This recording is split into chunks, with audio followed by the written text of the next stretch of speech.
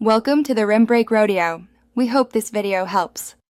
You begin by confirming key prerequisites: battery levels, firmware, and sensor placement.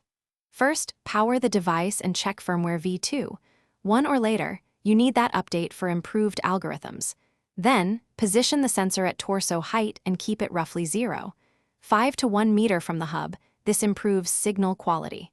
Once paired, enable Bluetooth and location services on your phone because the app requires continuous comms for accurate fall detection and latency under 2 seconds.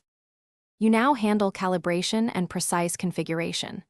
Start the guided routine, remain stationary, then perform 3 controlled movements as prompted.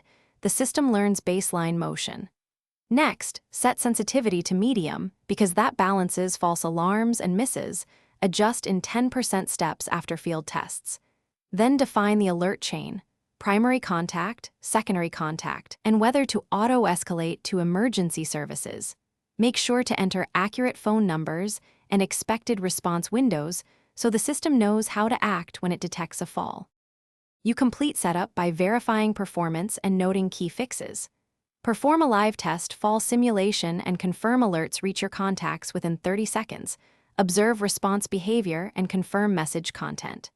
Next, inspect system logs for false positives or missed events, recording timestamps and sensor metrics so you can tune sensitivity.